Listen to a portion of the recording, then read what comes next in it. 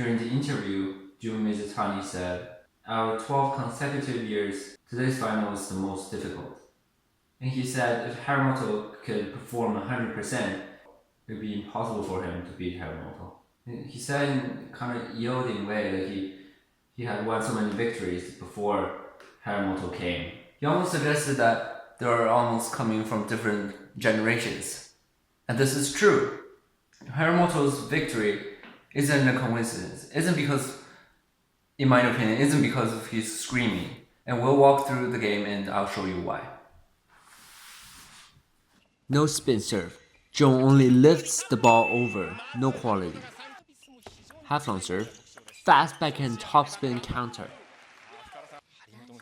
Half long push, setting up for forehand counter. Good point. Long push usually puts you in a passive position, especially ineffective in men's games.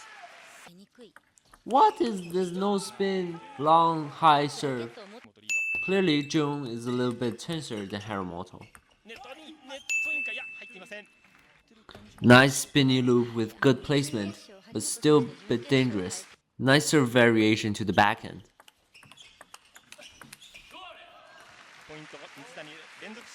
Now this serve is better because it's slower and shorter, harder for Harimoto to add power.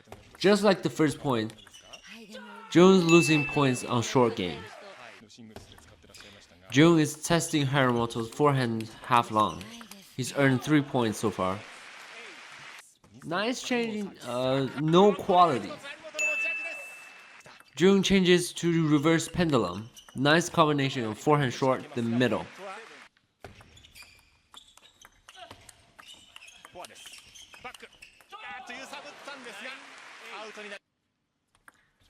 These slow loops are really good chances for Harimoto. Impressive.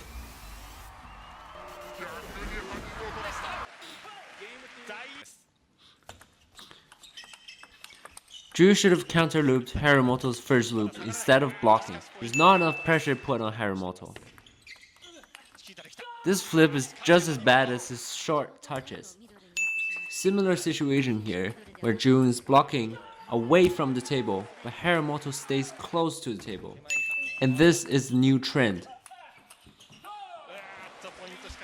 Harimoto is closer to the table, so his blocks are faster, forcing Jun to miss his attacks.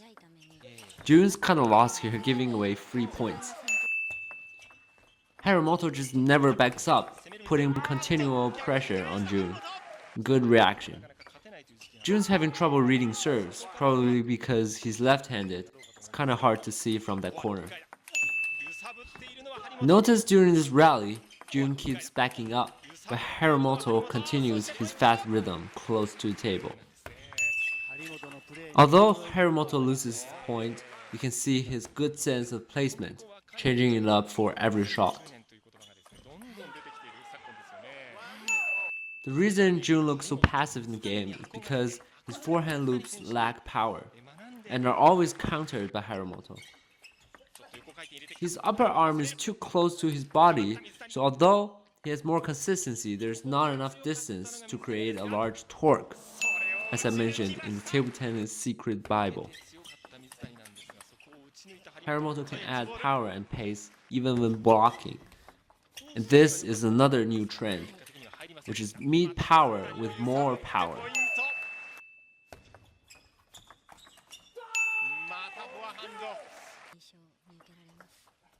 You can see when Harimoto is making multiple attacks, his body approaches the ball and actually moves closer to the table after each shot, which is exactly the opposite of what Jun is doing. Now Jun has to take some risks. Nice backhand counter here, setting up for the kill. He needs more of this aggression. No, not pushing long. He can only earn points this way, staying close to the table and counter everything. Close to the victory of third game, Harimoto has some distracted thoughts now, because he really wants 3-0 lead, which is really hard to come back. Hesitation from Harimoto. Deadly. Yet another error. It's interesting how mentality can have such effects. See, this is a good short push, brushed and controlled.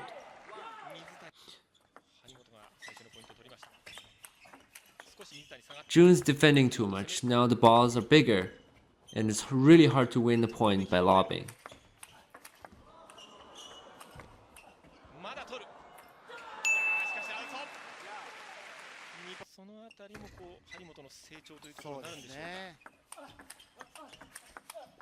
Harimoto's signature forehand block, kind of like smashing the ball back. It's putting pressure on Jun. Jun's always moving back in the rally, leaving a larger angle to cover. Harimoto can push short or flip when he receives using backhand. Jun doesn't have much variety in terms of dealing with short balls. This forehand flick has absolutely no power comparing to Harimoto's. Again, Jun backs up too much, too passive.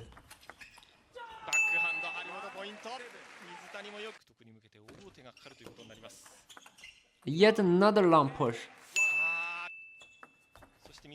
Now Jun passes the point of no return. He has no choice but to be aggressive. You can see the change in this game.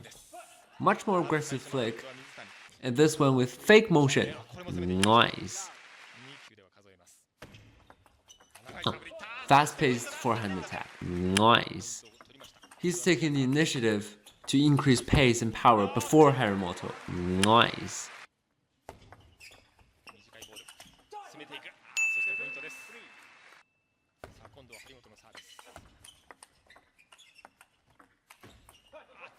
Should really change his forehand stroke.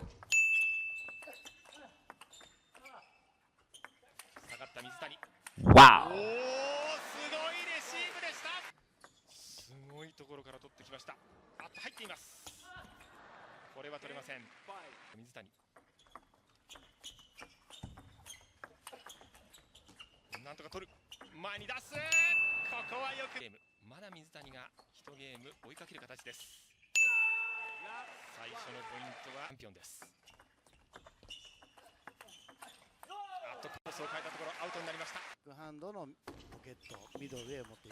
These long pushes make Jun's game too passive.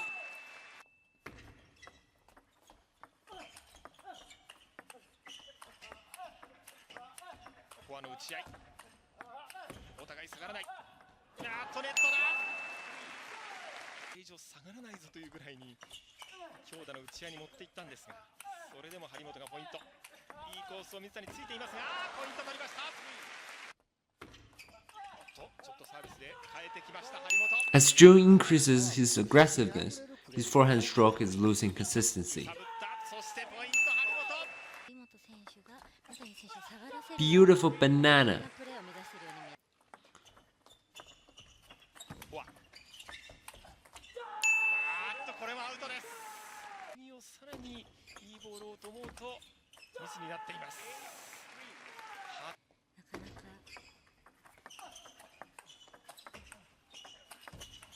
I don't think he won a single point lobbing. Maybe one.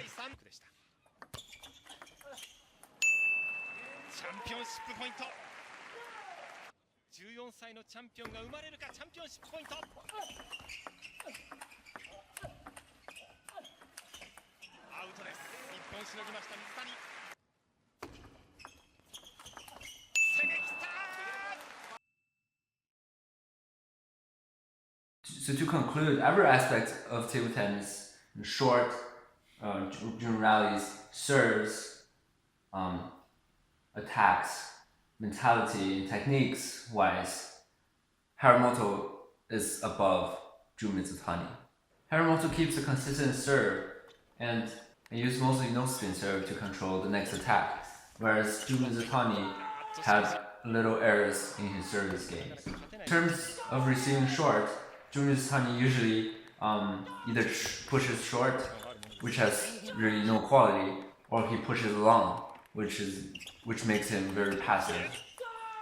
But Harimoto has much more variety to his short games. He can banana flip, he could backhand or forehand push short, or very rarely pushes long, and also a forehand flick. and most of them are of very high quality.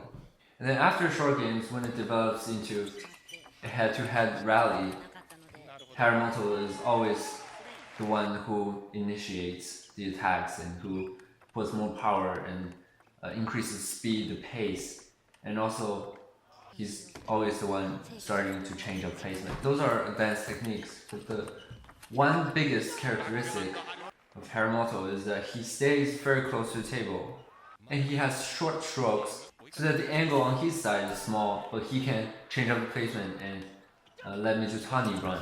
You can see the balls are bigger now, and it's really hard to add a lot of power and spin onto the ball. So the problem here is that Mizutani's techniques are outdated.